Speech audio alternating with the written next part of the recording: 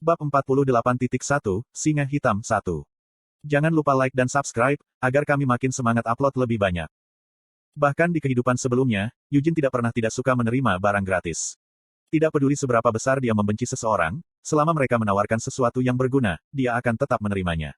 Selain itu, Eugene tidak benar-benar memiliki perasaan keras terhadap Melkit. Ngomong-ngomong, aku seharusnya tidak perlu menggunakan Winnet untuk saat ini. Tentu saja, Eugene tidak bisa begitu saja memutuskan untuk meminjamkan Winnet atas kemauannya sendiri. Storm Sword adalah harta yang dimiliki oleh garis langsung Leonhard. Eugene saat ini hanya meminjamnya untuk sementara waktu. Meskipun saya tidak berpikir Patriark akan mengatakan bahwa itu tidak diperbolehkan. Meskipun dia merasa bahwa dia masih perlu meminta izin terlebih dahulu, Eugene tidak terlalu takut Gillette akan menolak proposal ini. Meskipun menjadi Patriark klan Hati Singa, yang sangat menghargai tradisi, Gillette Leonhard telah menunjukkan beberapa kali bahwa dia lebih banyak berinvestasi dalam bersikap realistis dan mengejar kepentingan terbaik klan daripada melindungi tradisi usang tersebut. Dan itu tidak seperti mereka hanya menyerahkan Winnet ke Melkit. Gillette seharusnya tidak memiliki alasan untuk menolak jika mereka bisa mendapatkan sesuatu yang berharga sebagai imbalan untuk meminjamkannya selama beberapa hari jika mereka bisa membuat janji itu dicatat dalam tulisan yang jelas. Dan ini berhasil untukku juga. Bahkan saat Eugene mempertimbangkan semua ini, Melkit juga tenggelam dalam pikirannya. Dia sibuk mengingat semua berbagai artefak yang telah dia kumpulkan untuk dirinya sendiri, serta semua buku sihir yang secara eksklusif disimpan oleh Menara Sihir Putih. Buku-buku ajaib itu tidak cukup berharga, Melkit menilai.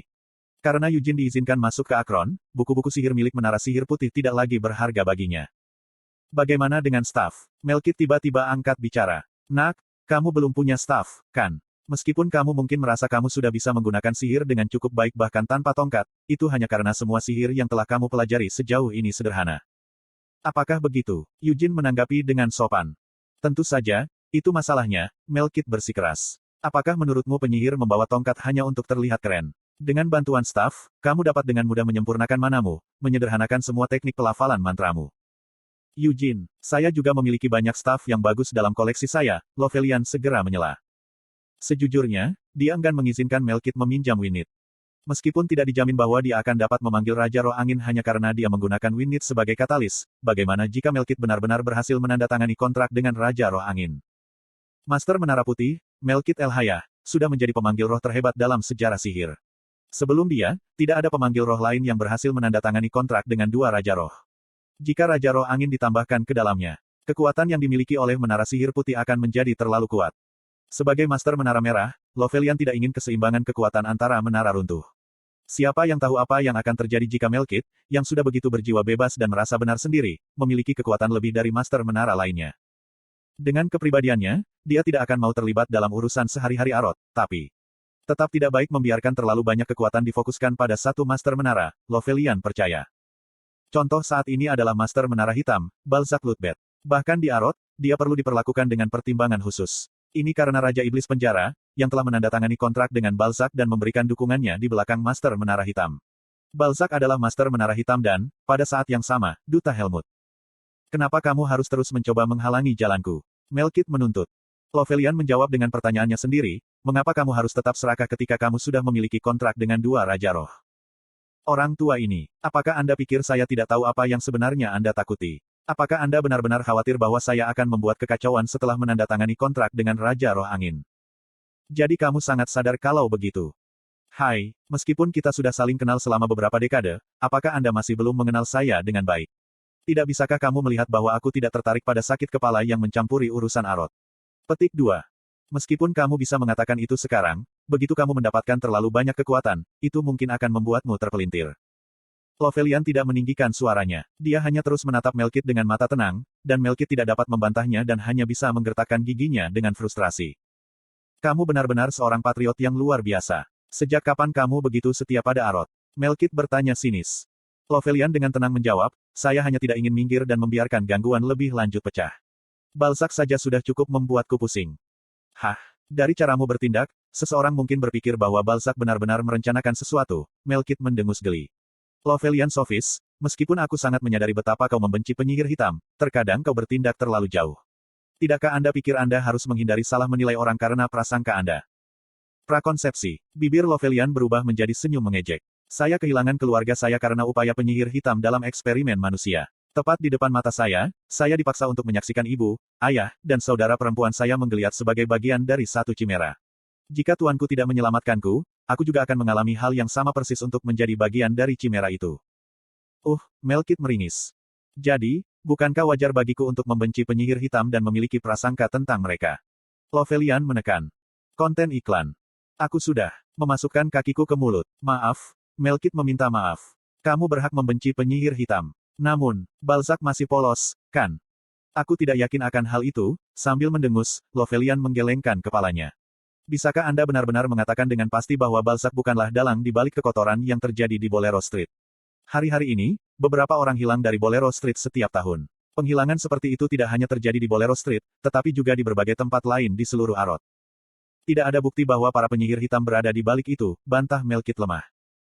Tentu saja, tidak ada. Itu sebabnya aku juga tidak mencoba menginterogasi Balzac. Tapi ada satu fakta yang tidak bisa kita abaikan. Sejauh yang saya tahu, satu-satunya yang senang menculik orang asing adalah para penyihir hitam. Bukan urusanku apakah kamu membenci penyihir hitam atau curiga terhadap Balzac, Melkit meludahkan saat dia meluapkan amarahnya. Aku tahu apa yang kamu coba lindungi. Namun, saya bersumpah pada mana saya bahwa saya tidak memiliki keinginan untuk menyalahgunakan kekuatan saya dan membuat kekacauan. Bahkan jika saya berhasil menandatangani kontrak dengan Raja Roh Angin, saya tidak akan melakukan apapun yang mempermalukan posisi saya sebagai Master Menara Putih. Baiklah kalau begitu, Lovelian dengan mudah menerima. Apa? Melkit berusaha keras untuk menanggapi. Jika kamu telah bersumpah pada manamu, maka kurasa aku hanya harus mempercayaimu, bukan begitu? Lovelian tersenyum hangat seolah sikap dinginnya dari tadi hanya untuk pamer. Melihat ini, Melkit hanya bisa mendecakkan lidahnya. Cih. Lelaki tua seperti rubah ini. 1.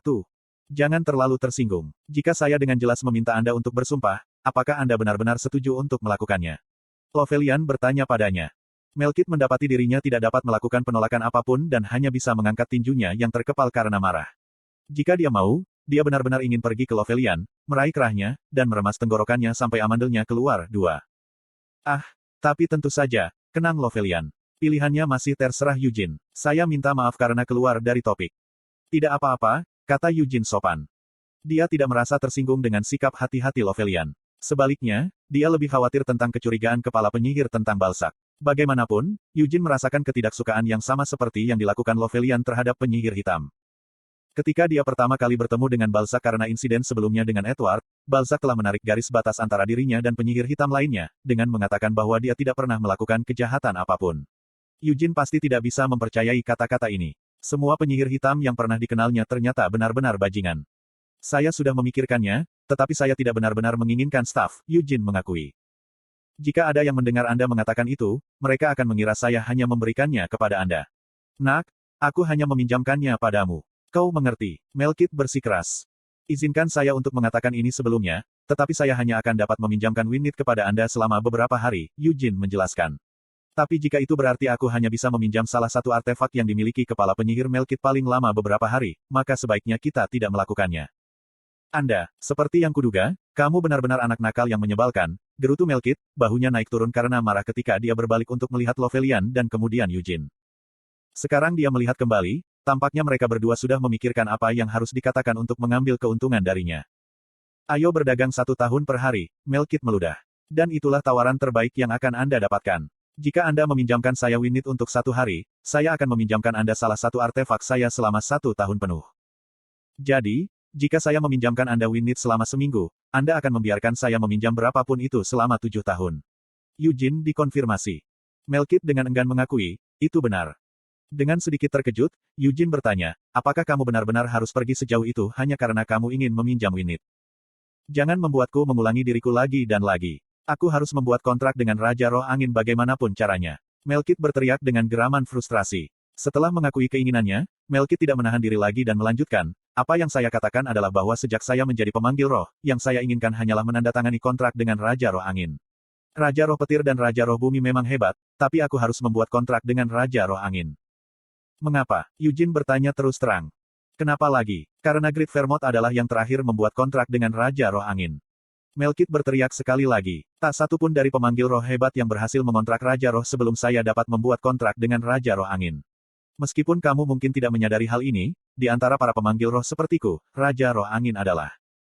Dia seperti mimpi bagi kita. Ini mungkin tidak cocok untukmu karena kamu lahir dari klan Hati Singa, tapi seperti bagaimana beberapa penyihir memuja Sienna bijaksana, beberapa pemanggil roh sangat menghormati Vermouth Agung. 1. Daripada rubah, versi Korea dari penghinaan ini menggunakan spesies ular. 2. Ungkapan versi Korea asli menggambarkannya sebagai memeras sariawan di tenggorokannya.